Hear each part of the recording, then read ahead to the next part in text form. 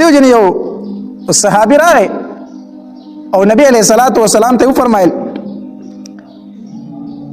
چې د الله پاک پیغمبره د شریعت احکام خو ډیر زیات دي، خو ته ماته یو داسې عمل وښیه چې زه هغه خپله مشغله وګرځوم او په هغې باندې همیشه عمل کوم، ماته یو خاصه وظیفه راکړه.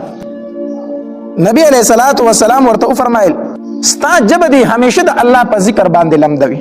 ملګرو دا ویډیو د الله د رضا لپاره لایک کړئ، کمنټ وکړئ، چینل سبسکرایب کړئ. همیشه د الله ذکر کوه. نو دیو جن علماء لیکلي دي دا ذکر داسې یو عبادت دی چې د دې دپاره نه د ټایم تعین شته دی او نه ورله اودس ضروري دی. دا داسې یو عمل دی چې ته هر ټایم کولی شي، په ملاسته یې کولی شي، په ناسته یې کولی شي، په ولاړه یې کولی شي، په اوداسه کې یې کولی شي، بې اوداسه یې کولی شي، دکان کې ځان له کار کوي د الله ذکر کولی شي، په پټي کې کار کوي د الله ذکر کولی شي، زنانه د کور پخلی کوي د الله ذکر کولی شي، ځایونه جارو کوي د الله ذکر کولی شي. دا یو داسې عبادت دی چې دا ته په هر ټایم کې کولی شي، دې دپاره مانع نشته دی. نو نبی علیہ الصلوۃ والسلام دغه صحابي ته فرمایي وي خپل ژبه همیشه د الله په ذکر باندې لمده وساته، همیشه لمده وساته. نو ذکر مونږ کې کوتاهي ډېره زیاته ده، ډېره زیاته ده.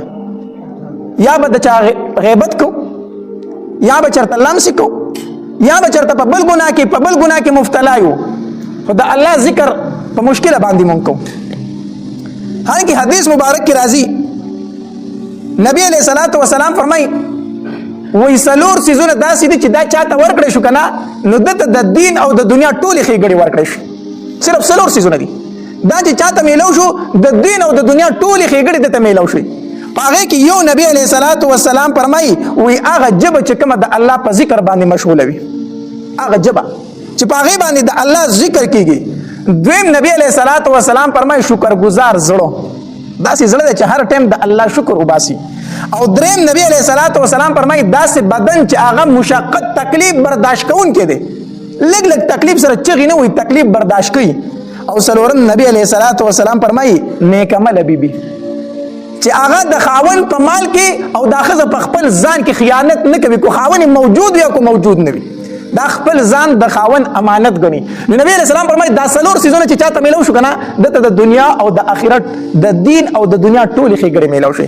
په هغې کې یو نبی علیہ السلام څه شی ذکر کړی داسې ژبه چې د الله په ذکر سره مشغوله وي، د الله په ذکر سره مشغوله وي. نو بهترین څیز بهترینه ژبه هغه ده چې په هغې باندې د الله ذکر کېږي. دا خبره ځکه کوم په دې موضوع باندې لږې خبرې ځکه کوم چې زمونږ په معاشره کې د الله ذکر ډېر لږ پاتې شوی دی، د الله یاد ډېر کم پاتې شوی دی.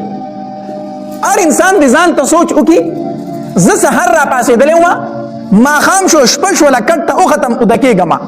دې دې ځان سره حساب وکړي د سحر نه واله تر دې شپې پورې ما په دې ژبه باندې د الله ذکر څومره کړی دی، په دې مې کنځلې څومره کړي دي، په دې مې غیبت څومره کړی دی، په دې مې چغلۍ څومره کړي دي، په دې مې لمسې څومره کړي دي، په دې ژبه باندې د دوو تنو جنګول ما څومره کړي دي.